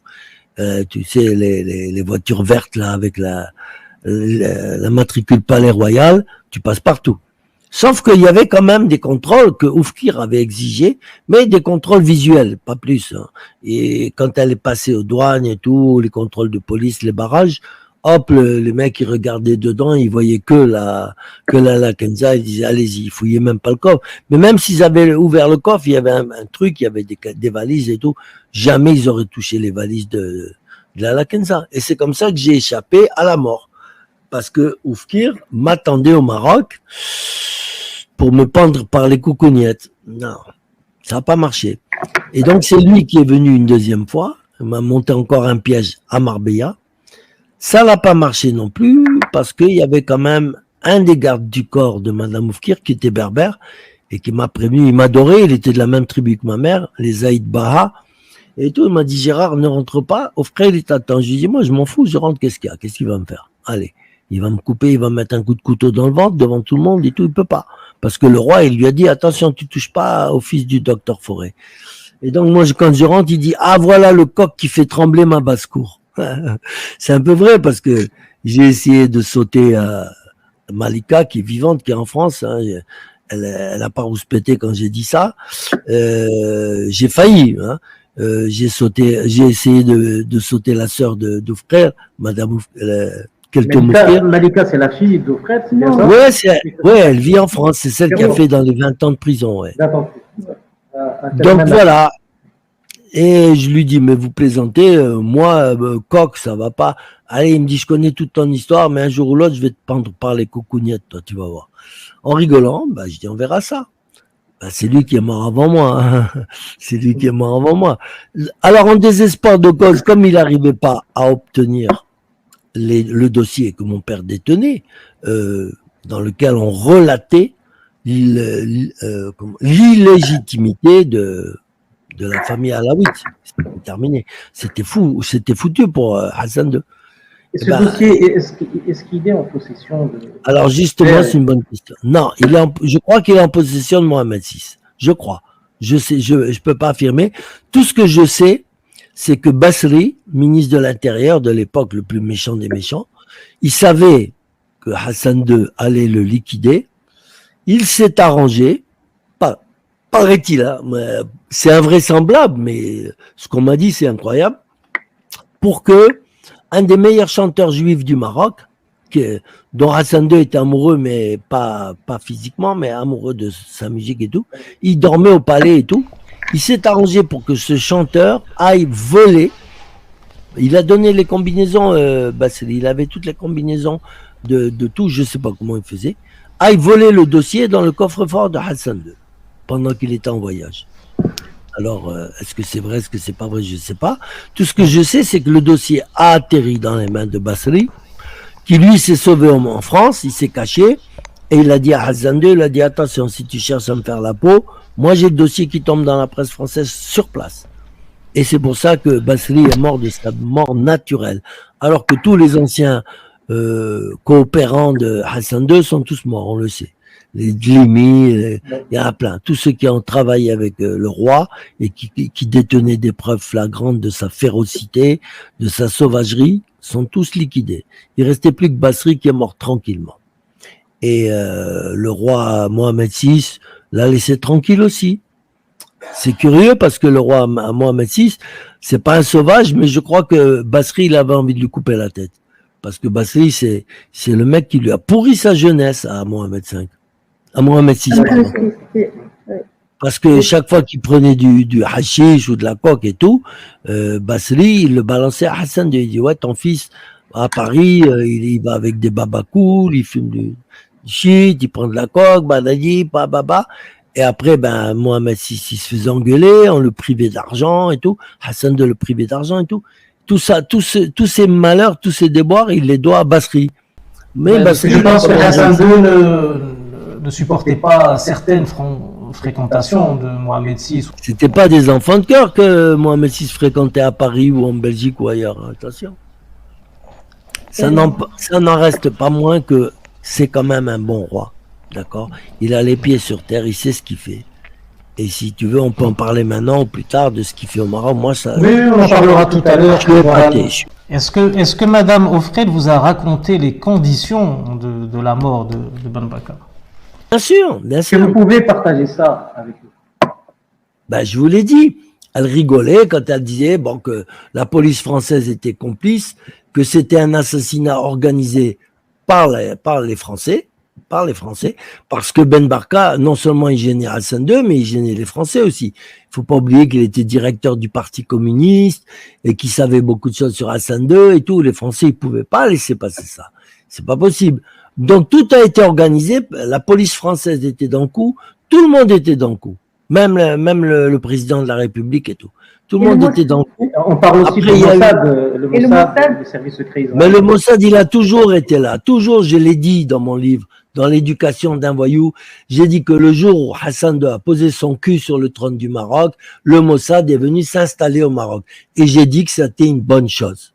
Parce que, si on veut, quelque part, ça a été une bonne chose, pour le Maroc en tout cas. Mais il faut dire que, à partir de là, Hassan II, je le dis aussi dans le bouquin, a été l'espion d'Israël. Et c'est pour ça que les Israéliens ont gagné toute leur guerre contre les Arabes, parce que Hassan II les informait en tant que espion officiel d'Israël. Mais le contexte, là, on a vous dites les services français de l'époque, complices avec le 100% derrière tout ça. 100% derrière tout ça. Ouais. Et je dis que c'est honteux, parce que Ben Barka, c'était un homme bien. C'était un homme formidable, professeur de mathématiques, francophile à outrance. Je sais pas comment on peut tuer des gens comme ça. Ce mec-là, il aurait été président du Maroc, ça aurait été autre chose. Bon, quoique, il n'était pas assez dur pour ça, parce qu'il faut reconnaître que le Maroc, à l'indépendance, il n'était pas très stable. Tout le monde voulait devenir ministre. Celui qui avait un bac français, il prétendait à devenir président. Et le mec qui avait le brevet élémentaire, il voulait être ministre et tout. Ça devenait la folie. Tout le monde sautait. Ah, moi. Voilà. Hassan II, il a quand même tenu bien le Maroc, dans des vraiment points d'acier. Ça a été une bonne chose pour le Maroc, Hassan II, il faut le dire. Même s'il y a eu beaucoup de morts, beaucoup de tortures, mais on était obligé de passer par là. Voilà. En France, c'est pire en ce moment, c'est pire que l'époque du Maroc. Moi, je vous le dis, je préfère être encore au Maroc à l'époque de Hassan II qu'aujourd'hui à l'époque de Ataï II. Très bien. Donc, on a fait le tour. Moi, je pense. Ah ouais, deux parce qu'il est réélu. Oui. Bah ouais. Oui, mais c'est le peuple qui l'a choisi, on va dire. Oui, ça va, la belle histoire. Le peuple. Plus ou moins, vous me direz. Mais c'est plus un peuple, ça, c'est un troupeau de moutons, c'est fini, c'est plus un peuple. Où il est? Je le dis dans mes slams en musique sur mon site officiel. Je dis, mais où es-tu, toi, le français? Où es-tu, le révolutionnaire, le phare de l'humanité? Il n'y a plus rien, il n'y a plus rien. Très beau morceau, c'est le premier morceau de l'album, je pense. Ouais. Magnifique. Bon, on reviendra sur ça. Donc là, on reste encore sur les faits malheureux de ce que vous dites par rapport à la famille royale marocaine. Donc selon vos écrits, vous confirmez que le prince Abdallah, frère de Hassan II, père du célèbre prince Hicham, aurait commis d'atroces crimes sur de nombreux jeunes enfants. Que votre père, excusez-moi, juste pour rappeler la présence, encore une fois, de votre père aurait soulagé et soigné ces innocentes victimes. Les accusations sont très graves. Quel détail de cette sordide affaire, de ces sordides affaires, pouvez-vous partager avec nous, si possible? L'affaire de Tanger, là, à Tanger? Les affaires de la personne que vous accusez d'atroces crimes envers le prince Abdallah. les enfants. Le prince Abdallah, il faut savoir, le frère de Hassan II. Il faut savoir qu'en 70, Moulay Abdallah, il faisait la fête tous les soirs avec la cocaïne, l'alcool et tout. Et c'était un gros pédophile et en même temps, c'était un homosexuel. Bon, ça, on s'en fout. Chacun a le droit à sa sexualité. Tant que la liberté des uns s'arrête là où commence celle des autres. D'accord? Lui, ça, il savait pas. Il respectait pas la liberté des autres. Et moi, j'ai su parce que faut pas oublier non plus que Lala Kenza, c'était ma marraine, pardon. Maîtresse, elle était trop vieille, mais c'était ma marraine. Et moi, quand j'allais la voir au palais à Salé, elle me racontait des histoires pas possibles. Elle me racontait tout ce qui se passait au Maroc. Elle savait tout. Elle était pas contente. Et donc, Moulay Abdallah, un jour, il a fait une fête chez lui. Et à un moment, il avait envie de petits garçons. Il dit à ses gardes du corps, allez me chercher des garçons dans la rue. Chopez-moi des garçons. Et à côté, justement, malheureusement, il y avait le lycée Descartes français. Pas loin. Il y avait juste un petit bois qui les séparait, c'est tout. Et après, il y avait le palais de Moulay Abdallah. Et donc, les gardes du corps, ils voient 5 petits écoliers qui se rendaient à l'école. Ils les chopent. Parmi eux, il n'y avait pas de Marocains, il y avait que Espagnols, Français, Italiens, tout ça, qui allaient au lycée. Ils les chopent, ils les violent, tout, et après, il les fait tuer pour ne pas laisser de témoins. D'accord? Il les jette dans le bois à côté. Il y a eu un scandale pas possible, et on a fait dire aux soldats qui étaient devant le palais de Moulay Abdallah, il a été obligé de dire que c'est lui qui les avait mitraillés sur un coup, qu'il a reçu le soleil dans les yeux, une belle histoire à dormir debout, un conte de fées ou plutôt de sorcière, oui. Et donc il a vu les enfants passer et tout d'un coup il a eu un déclic, la mitraillette est partie, il a tué les 5 enfants, il a eu peur, il les a cachés dans le bois. La belle histoire. Hassan II, il a viré son frère du Maroc. D'accord, il lui a interdit, je crois que ça a duré 20 ans, un truc comme ça. Interdiction de Maroc. Et partout où il allait, Moulay Abdallah, il était jeté. Hein. Même dans les discothèques belges, on le virait partout. Il était viré de partout. Ah ouais, quand même. Et puis ça a fait un immense scandale avec la France, l'Espagne, l'Italie et tout. C'était grave. Tuer des enfants comme ça qui n'ont rien fait, juste pour prendre son plaisir, une demi-heure, 1 heure. C'est incroyable. C'est incroyable.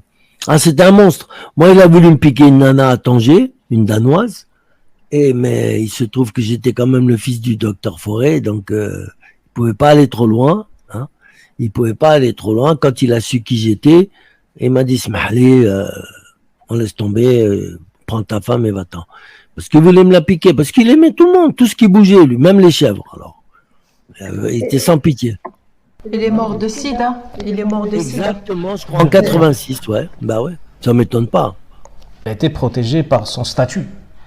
Une personne lambda, par son statut. Il était plus protégé, c'est fini. Hassan II, il s'est servi de lui pour une affaire très grave de pédophilie à Tanger, d'accord? Il s'est servi de lui parce que comme il fréquentait les clubs pédophiles et tout, il fréquentait un club à Tanger qui appartenait à un Français, un ancien voyou, Michel il s'appelait.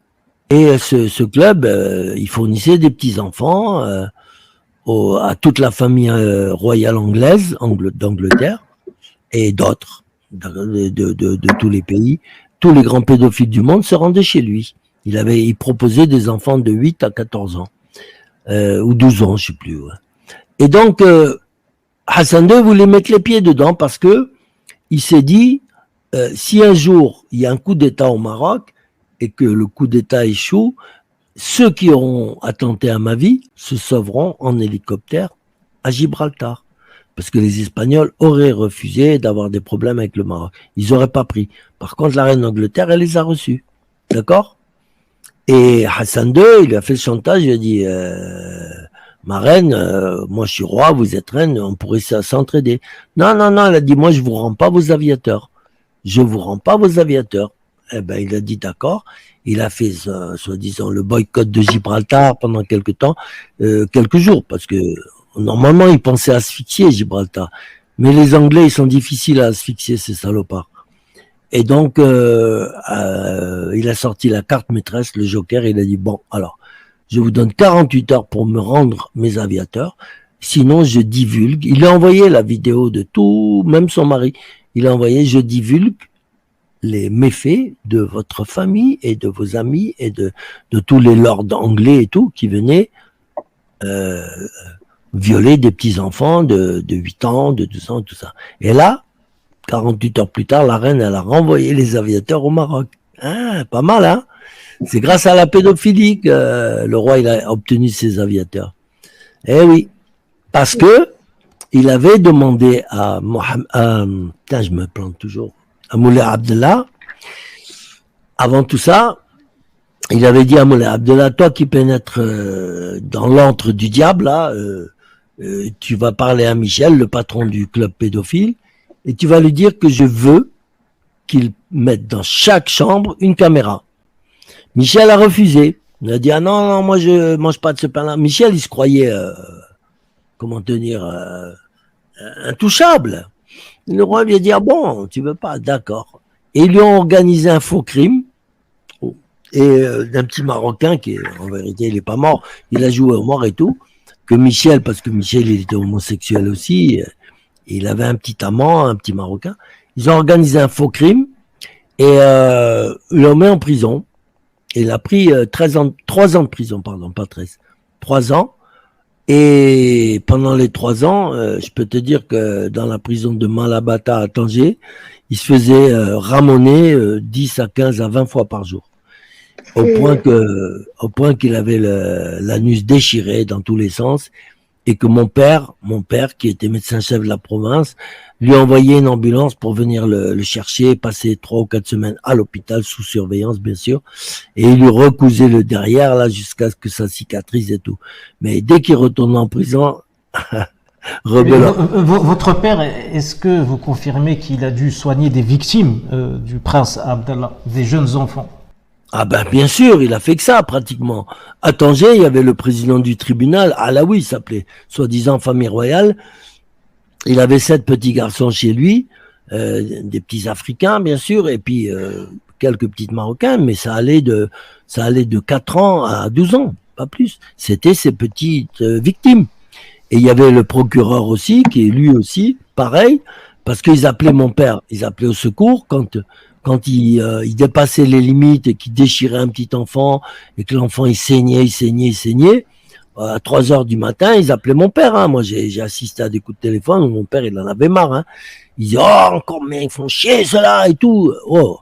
Et puis, il allait avec une ambulance chercher parce qu'il voulait pas qu'on lui envoie une ambulance comme ça. Il avait peur d'être reconnu. Donc mon père allait se faire conduire par un chauffeur et il prenait l'enfant abîmé, il l'emmenait lui-même à l'hôpital à 3h, 4h du matin, il le recousait, il arrêtait le flux de sang et tout ça pour ces salopards. Il était obligé. Il y avait le président du tribunal de Tanger et le procureur, des grands messieurs. C'était normal. C'était monstrueux. Et donc, Michel refuse. Bon, après, quand il retourne en prison et qu'on le ramène à nouveau et qu'il doit encore retourner à l'hôpital, se faire recoudre encore, il en a eu marre, il a compris qu'il allait mourir en prison.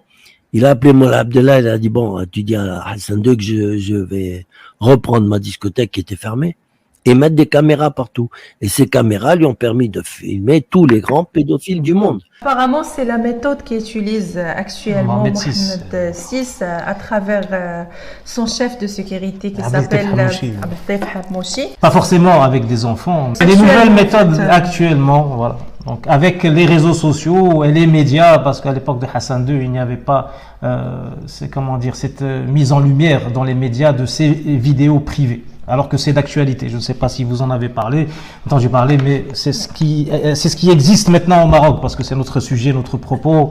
Mohamed VI, il a l'arme fatale, c'est Pegasus, que Israël lui a donné. Voilà.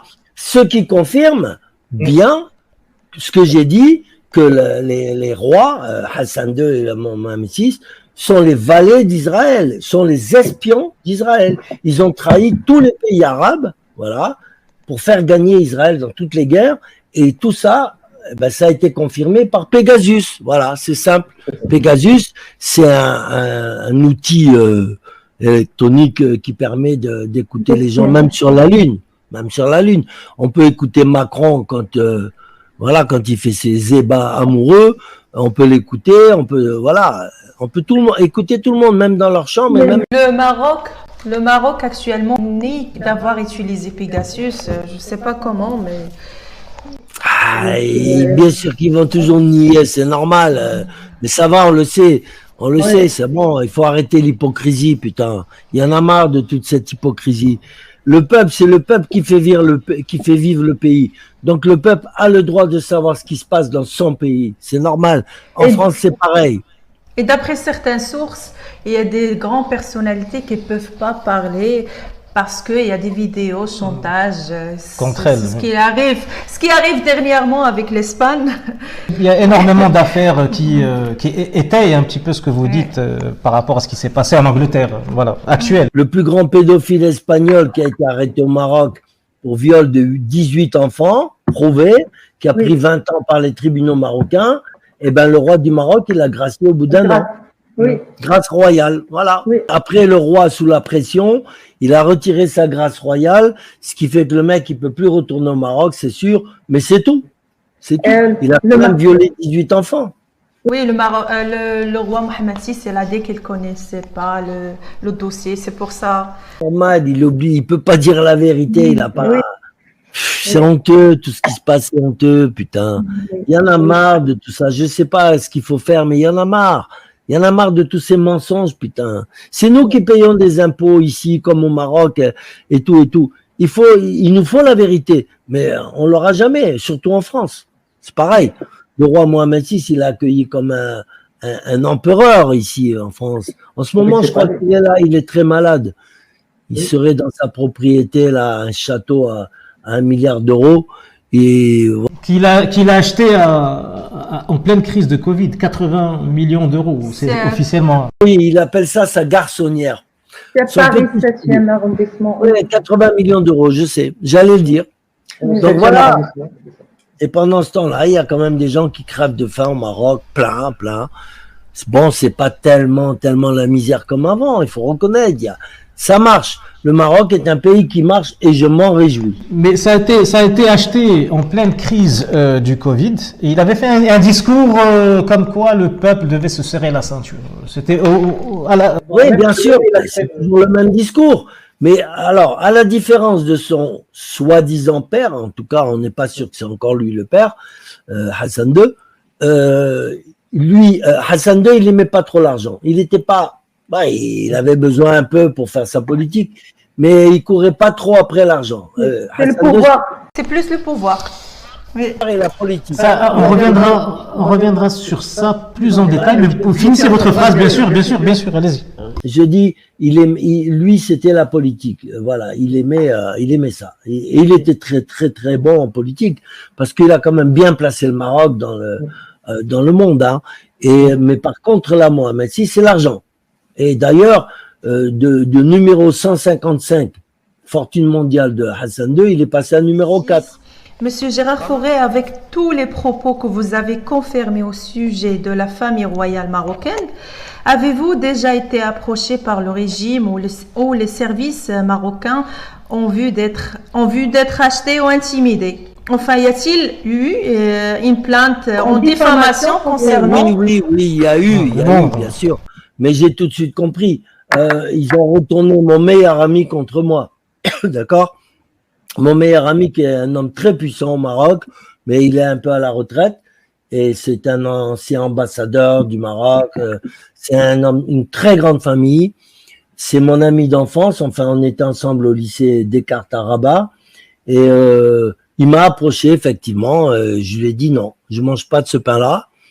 Et après, ça a été un peu... Il avait un comportement douteux avec moi, mais il m'invitait à venir au Maroc. Je savais que si j'arrivais là-bas, hop, les menottes. Donc, non. Après, il y en a quelques-uns, oui, effectivement. Une femme, une espionne du Maroc, oui, qui a essayé de m'avoir, qui a essayé de me faire bouffer des sahur, là, des gris-gris. Elle a tout essayé. Elle est au service du roi aussi. Ils ont essayé indirectement, mais je suis trop malin pour eux. Je suis trop devenu. Après, ils ont essayé la manière forte. Ils n'ont pas réussi non plus. Vous pouvez donner plus de détails. Vous avez évoqué ça justement en début d'interview. Vous avez parlé de la manière forte pour vous intimider. Est-ce que vous pouvez nous donner plus de détails sur ce que vous dites être des agents marocains qui vous ont attaqué physiquement? C'est simple. J'étais dans ma ferme et comme je l'ai dit, dans ma ferme, l'écho, je l'entends. Si quelqu'un parle à 2 km, je peux l'entendre. D'accord? Alors, c'était en été, il faisait nuit à 10h30 comme ça. Et j'avais un ouvrier qui mangeait avec moi. À un moment, je vois mes chiens, hop, qui commencent à grogner et qui lèvent les oreilles. Tout, je dis, oh là là, qu'est-ce qui se passe? Et j'entends des voix marocaines. Ça m'échappe pas. Je connais. Je vois la différence entre un Tunisien, un Algérien ou un Marocain vite fait. Hein. Ça, c'est vite fait. C'est trop facile. Eh bien, je dis à mon ouvrier, stop, arrête de manger. Viens, on prend un fusil chacun. J'ai des fusils de chasse, j'ai le permis de chasse, donc je peux en parler. D'ailleurs, il y en a un qui a atterri à la gendarmerie, un de ces 2 Marocains. Mais j'ai plus eu de nouvelles, il a disparu. Parce que lui, il a laissé un demi-litre de sang sur le terrain. Voilà. Les gendarmes sont arrivés, ils ont ratissé la région, parce que les voisins, évidemment, quand on tire des coups de feu à 10h30, 11h du soir, c'est normal que les voisins s'inquiètent. Hein. Ils ont appelé les gendarmes sont arrivés, ils en ont chopé un d'eux. Mais disparu, je sais même plus rien sur eux. Ils ont mis le top secret sur ce type qu'ils ont arrêté. Donc, évidemment, envoyé par le gouvernement marocain, c'est certain. Donc, ils sont venus. Alors, moi, j'ai, autour de ma propriété, sur 120 mètres, j'ai des grands murs et tout, on peut pas rentrer. Hein. Enfin, on peut sauter, oui, mais c'est difficile. Alors, j'ai dit, mais je les entendais parler en arabe et tout. J'ai dit, ça, c'est le Maroc. Et j'ai attendu, j'ai dit, bon, on va surveiller les murs. Si quelqu'un saute par-dessus le mur, on tire dessus. Après, s'ils sont morts, on dit que c'est des sangliers ou des cerfs. Je sais pas, moi. J'ai le droit de tirer sur un animal dans ma propriété, non? Et ils sautent tous les 2 par-dessus le mur et ils marchent doucement et ils savaient pas que je les avais en joue et tout. Et quand ils étaient à distance, pam, ils ont couru, il y en a un, il est tombé, il a laissé beaucoup de sang. Il s'est relevé, il est parti, mais il a laissé... Et les gendarmes l'ont chopé. Voilà. C'est ce que je sais. Maintenant, j'ai plus de nouvelles. Affaire classée. Quand les gendarmes l'ont chopé, vous avez eu leur identité ou vous avez laissé courir? Tout. Il y en a un qui a disparu. L'autre, j'ai pas son identité. Il me donne pas son identité. il y a eu une plainte en diffamation à votre rencontre Par rapport à la du famille nom du royale. Maroc, voilà. Jamais. Je n'ai eu jusque-là, ça fait 4 ans que j'emmerde le monde, je n'ai jamais eu une seule plainte, à part celle d'un réseau pédophile qui a porté plainte contre moi pour diffamation. Et ben, ça s'est retourné contre lui. La juge d'instruction n'a pas accepté la plainte et c'est moi maintenant qui ai porté plainte contre lui pour dénonciation calomnieuse. Voilà. La vérité finit par surgir et le bon Dieu, il est avec moi. Donc pas de plainte. Pas de plainte en général. Ils ont peur. Mais c'est normal. Ils savent bien que je suis protégé. Avant, j'étais l'ami du diable. Maintenant, je suis retourné au bon Dieu. Tabarakallah. Il s'occupe bien de moi. Il n'y a rien à dire là. Déjà, ça confirme beaucoup de choses. Ben, bien sûr. Oui. Ça confirme que Dieu existe déjà. Oui, oui. Une autre question, Monsieur Gérard Fauré. Après avoir divulgué vos secrets sur Mohammed V, Hassan II, que pouvez-vous nous dire sur le roi actuel du Maroc, Mohammed VI? Avez-vous des révélations à partager avec nous aujourd'hui? Bah, des révélations qui sont connues. Bon, je sais bien qu'il vient s'exercer ici au ramonage dans des clubs parisiens, homosexuels et tout. Bah, ça, c'est des journalistes qui me renseignent. Non, maintenant, si je dois dire une chose, c'est que il a quand même une bonne politique pour le Maroc et que tôt ou tard, le Maroc finira par devenir un pays très riche parce que je dois dire, il faut reconnaître la justice et la justice, il faut reconnaître le bien comme le mal. Bon, je sais très bien que c'est un roi prédateur, que ci, que là, qui s'occupe beaucoup de ses fesses et surtout de ses fesses, puisqu'il vient régulièrement à Paris pour les faire lustrer, pour des ramonages. Et donc, voilà, ça c'est le mauvais côté. Que, bon, bien sûr, acheter une garçonnière pendant la crise à 80 millions d'euros, c'est quand même une insulte au peuple marocain, c'est sûr. Mais là, c'est pas ça me regarde pas, moi, là. Je suis pas non plus, je suis pas un révolutionnaire. Ce que je veux dire, ce que je trouve, le côté que je trouve bien, et ça va pas plaire aux Algériens, bien sûr, c'est que il a réussi à faire du Sahara occidental une terre marocaine. Et là, bravo. Grâce aux Juifs, grâce à Trump, mais bravo. Et que maintenant, ils sont en train d'installer une base militaire israélo-marocaine à la frontière algérienne. Ça aussi, c'est une bonne chose. Comme ça va calmer les Algériens. Parce que les velléités guerrières du peuple algérien, on les connaît.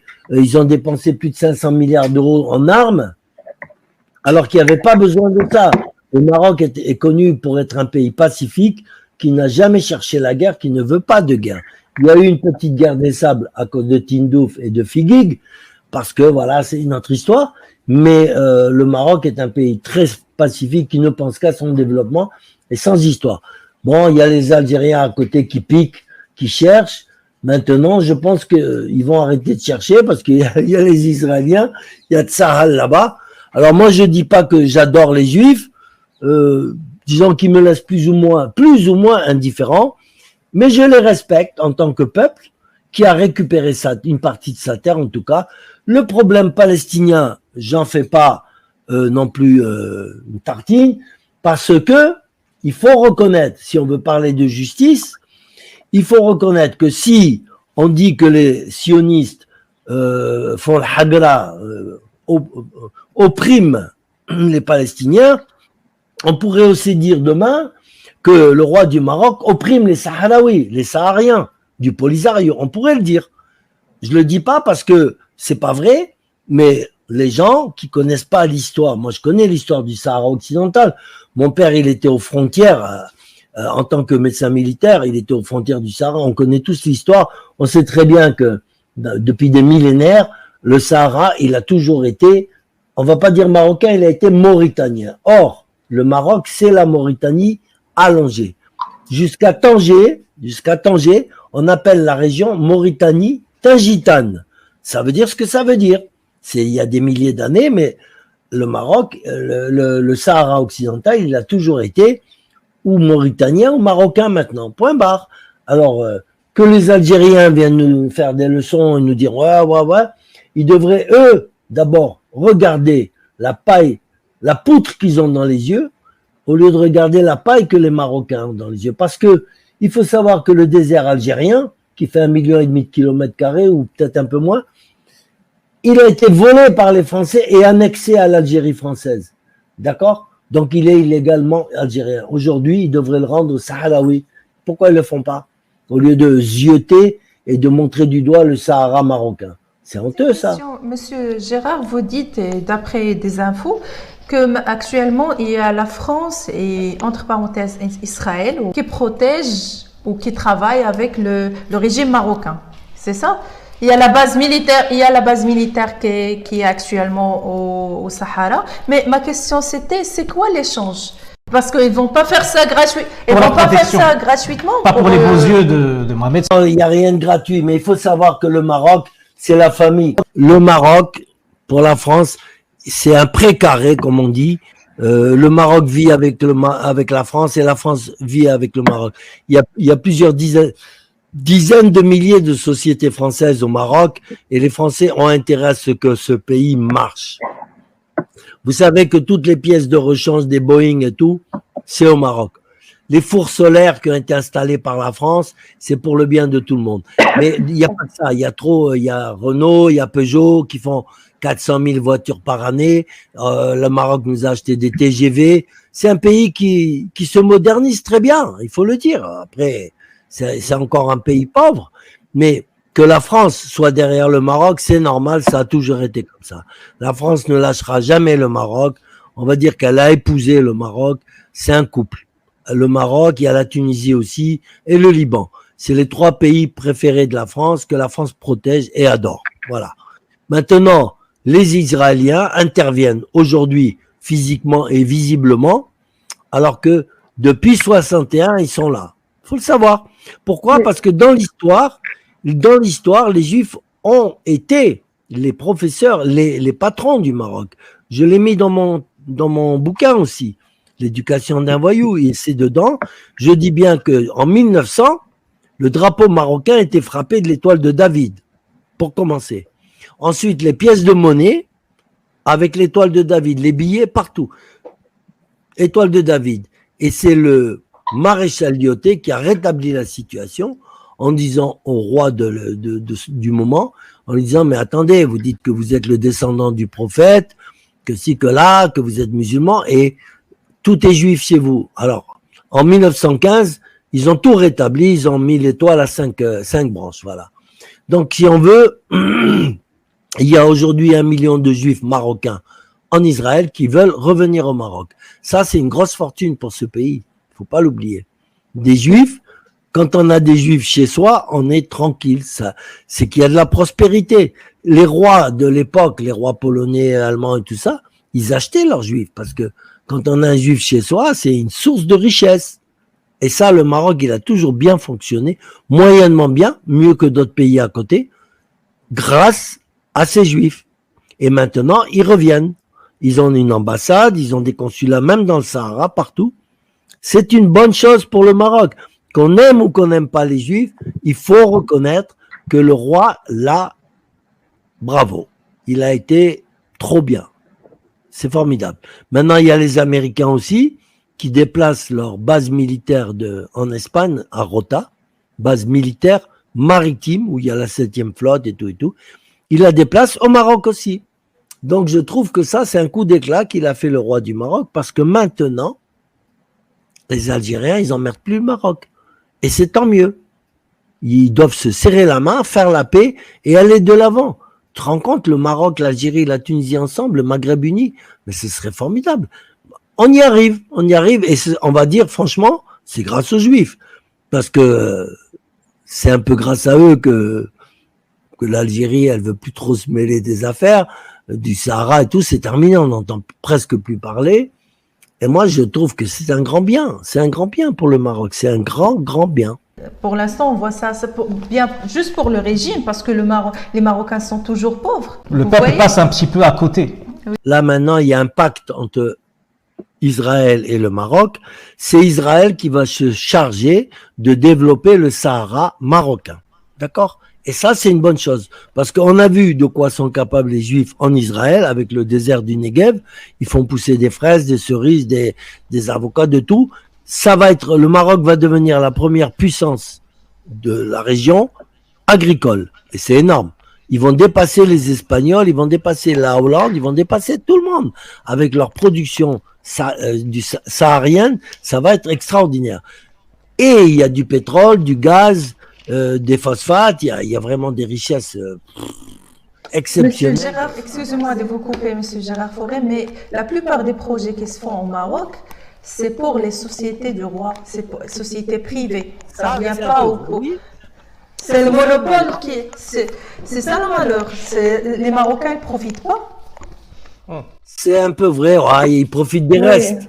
Des petits restes quand même. Il vaut mieux avoir des restes que rien du tout.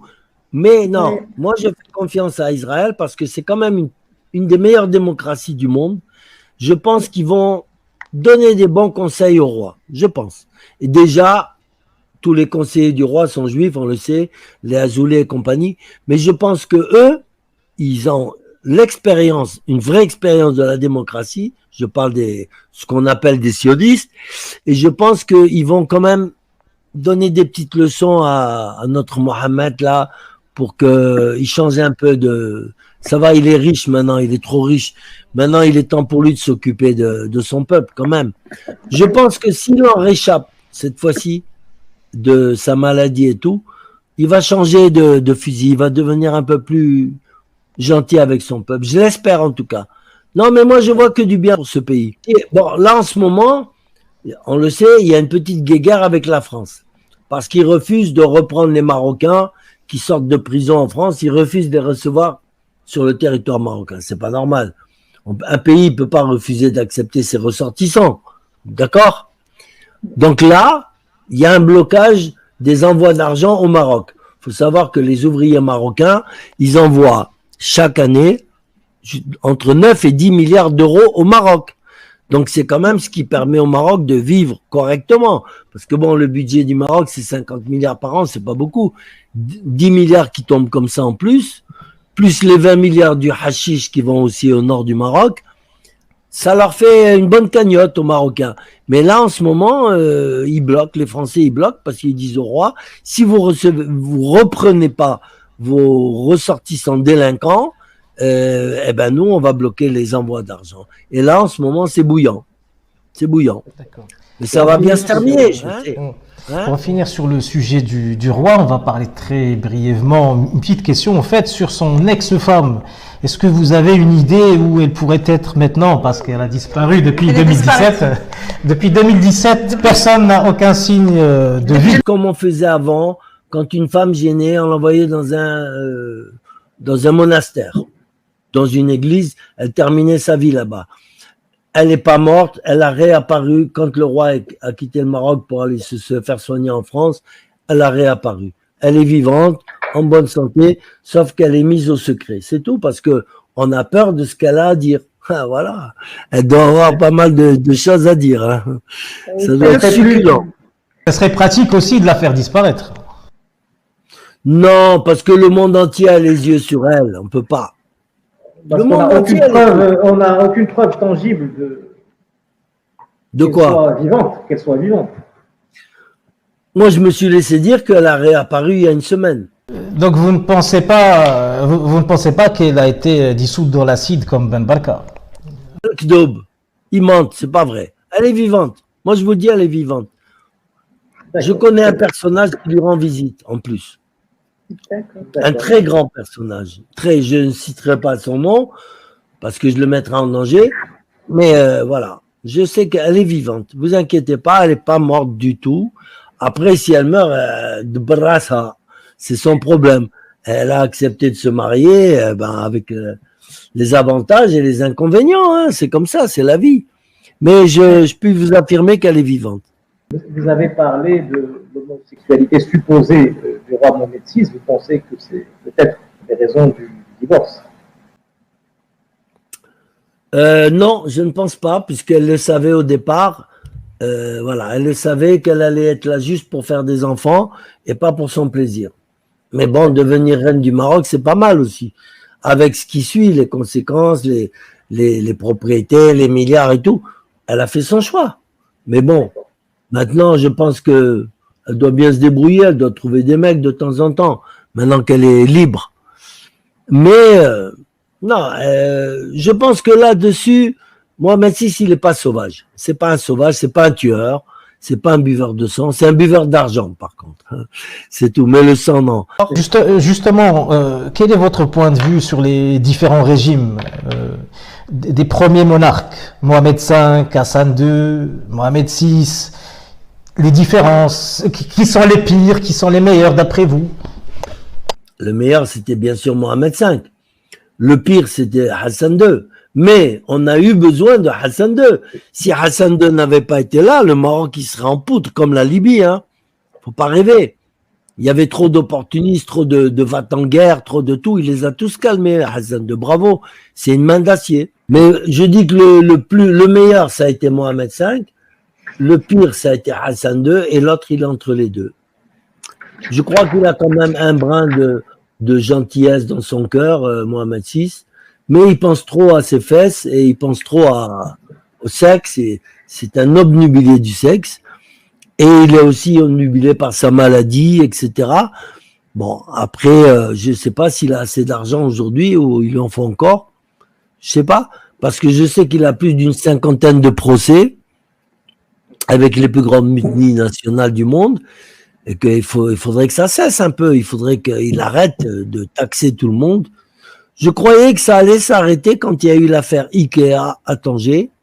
Je sais pas si vous êtes au courant, d'accord, que pour les Suédois avaient dépensé 80 millions d'euros pour préparer les trucs, les magasins et tout ça.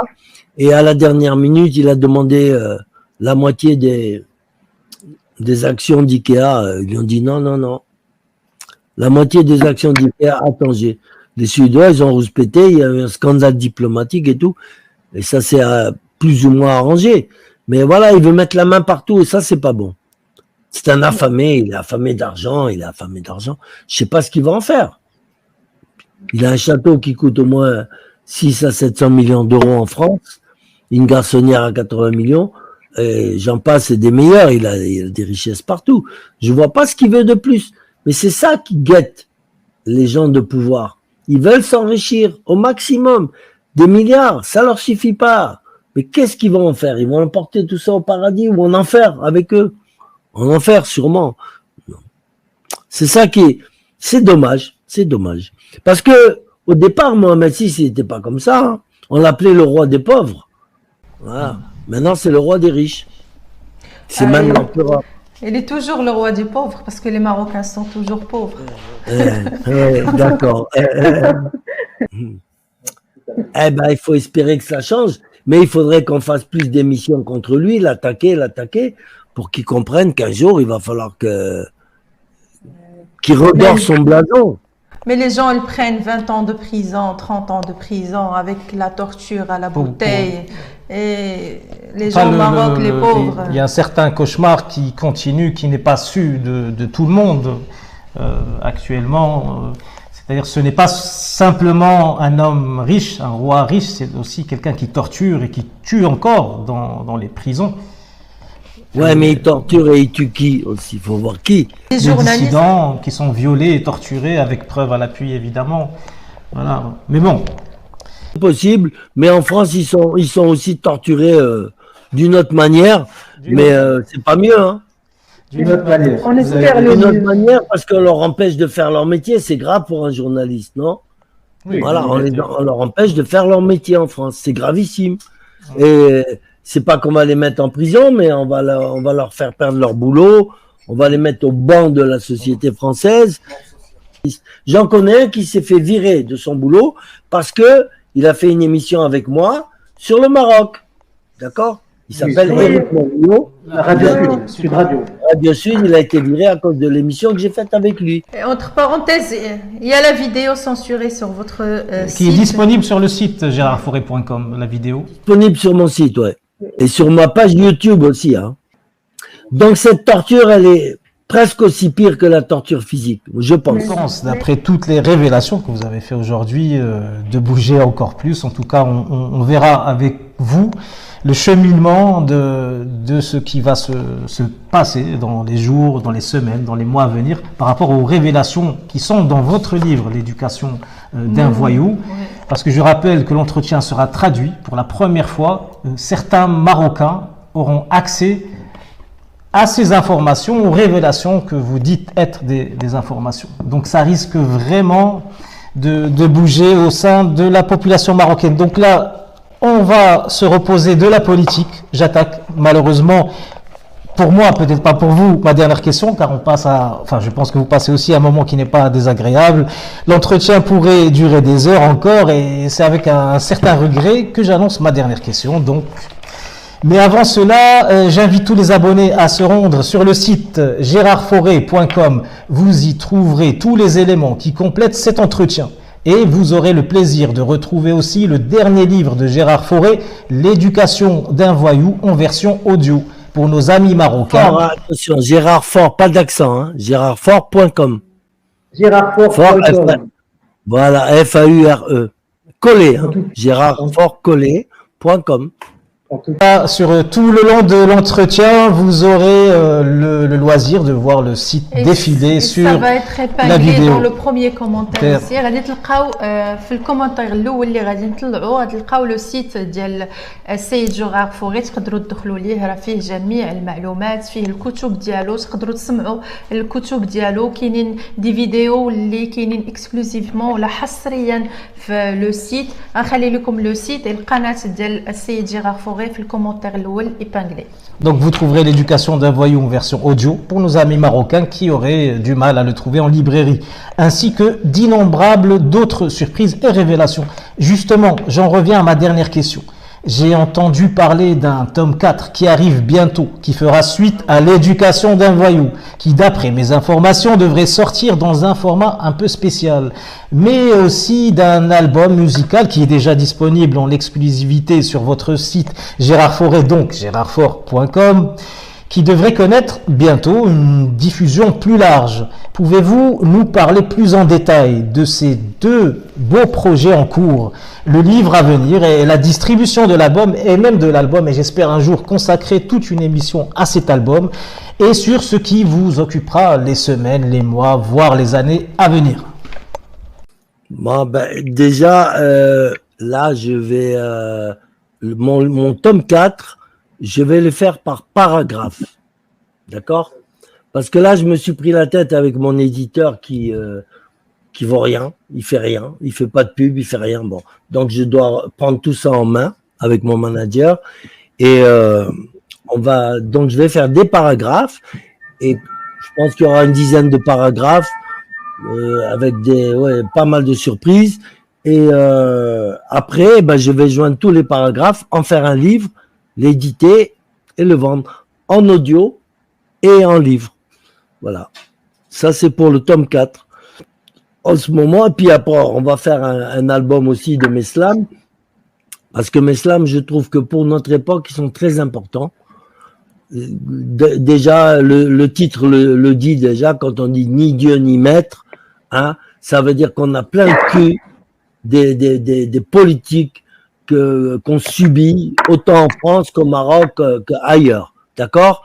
Tous ces mensonges, tous ces lobbies pharmaceutiques qui nous obligent à nous vacciner, toutes ces saloperies, on en a marre. Et ça va exploser un jour. Bon, en attendant, Meslam explique un peu tout ça et la disparition du vrai français, du seigneur, du conquérant, du vaillant, du chevaleresque, c'est fini tout ça.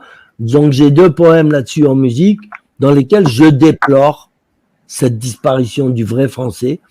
Après, quand je parle aussi du remplacement, du fameux remplacement, oui, effectivement, il y a un remplacement, mais je pense que ce remplacement, il est quand même assez bénéfique pour la France, hein, qu'on le veuille ou non. Avoir du sang un peu marocain comme j'ai moi, et j'en suis fier, avoir du sang même algérien, ou même, c'est pas mal, c'est un bon remplacement, parce que les Français, les vrais de souche, ils ont tendance à devenir des lopettes, des lâches, des monsieur confort là qui se battent pour respecter leur confort, c'est des moutons quoi, on va dire. Et ça non, c'est pas bon.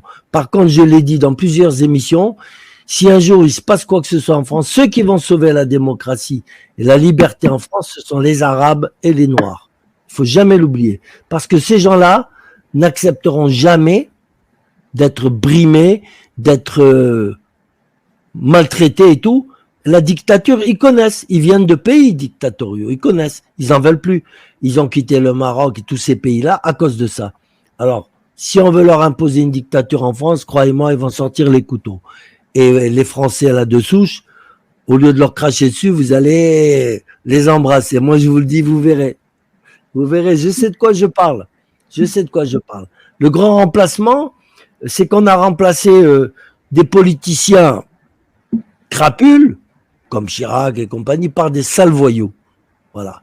Par des sales voyous. Et moi, ce qui me tue, c'est quand j'entends parler vous avez entendu parler des surmulots. Vous avez entendu parler de ça, non? Les surmulots. Oui. Alors, il paraît que les surmulots, ils foutent la merde. Moi, je dis que les surmulots, c'est pas les rats, non. C'est ceux qu'on a au-dessus de nous, là, les élites. C'est eux, les surmulots. C'est eux qu'il faut éradiquer, c'est eux qu'il faut foutre en l'air. Voilà. Ça, ce sont eux les surmulots. Parce que les rats, ils mangent les non-restes, mais les surmulots, ils mangent tout. Ils mangent tous nos trucs et ils nous laissent que des petits restes. On va vous enlever 18 centimes sur le prix de l'essence. Voilà. Ils vous prennent des milliards, ils vous redonnent des millions. Mais jusqu'à quand? Mais putain, voilà. Les seuls qui bougent en France, c'est encore les mecs des banlieues, que moi je respecte, hein. Je les ai connus, j'ai travaillé avec eux, je l'ai dit mille et une fois, je préfère travailler avec eux qu'à travailler avec des Chirac ou des ministres ou des Pasqua ou compagnie, parce qu'un jour ou l'autre, ils vous coupent la tête, tandis qu'avec les banlieues, j'ai travaillé plus de 20 ans, j'ai jamais eu le moindre souci, respect total, alors qu'on vient de pas nous faire chier à chaque fois, de montrer du doigt les banlieues, pour les citer comme la cause des problèmes de la France. Non. Il faut arrêter tout ça. Il faut arrêter cette hypocrisie. J'ai une date pour le livre entier, ce sera pour février. Mais avant ça, je vais procéder par paragraphe. Par paragraphe, d'accord. Des paragraphes de 10 à 15 qu'on pourra retrouver sur mon site officiel. Il est temps que je gagne un peu d'argent avec mes livres, messieurs, dames. Parce que les gens ils croient que je gagne des milliards. Moi, mes émissions elles sont toutes gratuites. J'ai jamais gagné un centime avec tout ça. Je ne gagne qu'avec mes livres et mon éditeur, il m'arnaque, il me vole le principal et je vais le quitter bientôt. Merci encore une fois d'avoir partagé avec nous ce grand moment. Je pense que c'est la première fois que vous vous adressez à une audience marocaine. Ah, c'est la première fois, oui, c'est la première fois et ça me fait plaisir. Enfin, je dis enfin, parce que c'est quand même le Maroc et les Marocains qui sont concernés par mon tome 3. Et jusqu'à présent, ils ont tout fait pour étouffer ça, hein, nos dirigeants, tout le monde, ils ont tout fait pour étouffer ça. Et là, c'est bien, parce que ça prend l'air, ça va se diffuser, et j'aimerais qu'il y ait encore plus d'émissions, et on restera en contact, on fera. Et quand je sortirai mon tome 4, vous serez les premiers. Que souhaiteriez-vous dire au peuple marocain? Un message en darija ou en français directement. Déjà, d'essayer de lire mon livre coûte que coûte, de se le faire envoyer en audio et tout, et là ils connaîtront un peu plus leur pays, parce que je pense que là il y a une certaine parenthèse que les Marocains ne connaissent pas, ils savent pas, ils connaissent pas l'histoire de leur pays, ils savent pas les magouilles qui se sont passées là-bas, les hauts, les bas, tout ça. Il est temps de les éduquer un petit peu là-dessus, et donc pour ça, soit ils demandent à Amazon mes livres, je sais pas s'ils l'obtiendront au Maroc, mais en audio, ils peuvent. Je vais le faire en audio, le tome 3, et on va voir si c'est juste des petits trucs là qui mettent, ils téléchargent. Ça peut pas. Vous auriez peut-être un mot en darija, une dernière phrase pour les Marocains. Qu'est-ce que vous pourrez leur dire? Un message, un petit message en darija. كان حب المغرب ومغربيا. Et je chante Hayal Malik, Hayal Maghribin. Tu connais la chanson, non? Hayal Malik, Hayal Maghribin. On va enlever un peu le Malik, on va dire. Voilà. Tout à fait, il faut être dans l'air du temps aujourd'hui. Hayal Malik de côté, Voilà. On va quand même lui souhaiter au roi une bonne santé quand même. On va pas. Oui, c'est humainement on va pas quand même. non Oui. plus souhaiter Bien sûr. la mort.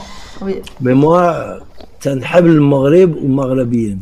C'est un pays extraordinaire, le Maroc. C'est magique. Merci infiniment. Les Marocains sont des gens formidables. C'est tout. Après, il y a de l'hypocrisie, il y a de tout, mais ça, c'est normal. Mais je trouve que c'est le meilleur des peuples qu'il y a dans le monde. Là. C'est le seul peuple avec qui je m'entends parfaitement. Normal, je suis moitié marocain. D'accord? Mais j'ai vécu un peu partout dans le monde et tout. J'ai bien aimé les Hollandais, mais les Marocains, c'est les meilleurs partout. Il n'y a rien à dire. C'est des braves gens. Maintenant, il faut qu'ils bougent. Il faut qu'ils lèvent la tête. Et c'est tout. Il faut qu'ils écoutent ce que je dis. Parce que moi, je mens pas. Je dis que la vérité, le haq. Et c'est tout. Et je leur dis, vous inquiétez pas. Vous partez encore au Maroc, monsieur Gérard Fauré? Ah non, Depuis combien de temps? non. C'était quand la Déjà, ils viennent essayer de me tuer en France. Et moi, je vais aller au Maroc. Au Maroc, ils combien m'attendent avec les chaînes, avec tout. Ah non. Depuis combien de temps vous n'avez pas mis les pieds au Maroc? Ça, c'est... Depuis 2015. 2015, d'accord. En 2015, je voulais montrer le Maroc à un ami, un Argentin, mon associé. On est resté que 2 jours, parce que je lisais le journal marocain, l'Opinion.